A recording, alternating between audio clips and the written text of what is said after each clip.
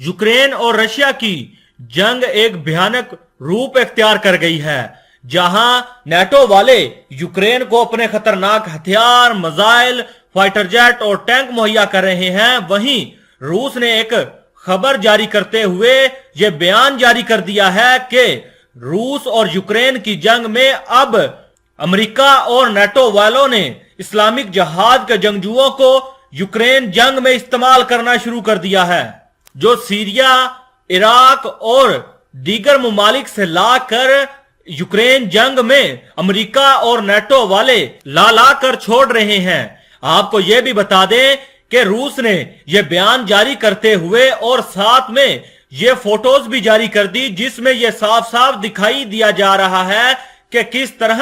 Islamic जिहाद यानी al Qaeda के जंगजू यूक्रेन जंग में प्लान बनाते हुए दिखाई दे रहे हैं और साथ ही वहां पर यूक्रेनी सोल्जर्स के साथ जंग लड़ते हुए नजर आए हैं।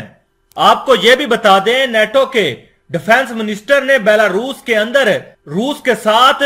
मीटिंग की और नेटो के डिफेंस सेक्रेटरी ने यह कहा कि आप यूक्रेन जंग से पीछे हट जाएं। रूस के डिफेंस ऑफिशियल ने यह कहा कि आप यूक्रेन को हथियार देना बंद कर दें और साथ ही जो अलकायदा के जंगजू आप इस जंग में धकेल रहे हैं उनको ला कर ना छोड़ें। और उन्होंने मजीद कहा, जो अमेरिका और नेटो वाले जो हथकंडे इस्तेमाल कर रहे हैं, इसका खामियाजा पूरे यूरोप और अमेरिका को भुगतना ही पड़ेगा। अगर इसी तरह आप लोग यूक्रेन को हथियार और जंगजू मुहैया करते रहे तो हम भी ईरानी जंगजू और सीरिया, लबनान से जंगजू ला कर इस जंग में इस्तेमाल करेंगे, जिसके बाद जो तबाही होगी वो पूरी दुनिया देखेगी। जहां पूरी दुनिया ईरानी ड्रोन्स की तबाही तो देख रहा है और यूक्रेन के खंडरात देख रहा है, वहीं पर नेटो और यूरोप वाले ये मत भूलें कि यूक्रेन जंग के खंडरात उनके मुल्क के अंदर नहीं बन सकते। पिछले दिनों रूस के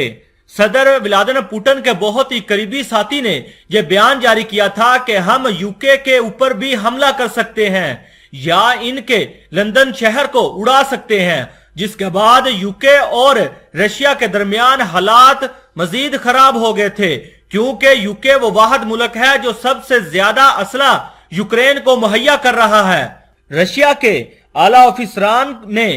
नेटो के डिफेंस सेक्रेटरी को मजीद कहा कि आप इस तरह के जो ओछे हथकंडे इस्तेमाल कर रहे हैं इनसे बाज रहें, नहीं तो हम ईरानी जंगजुओं और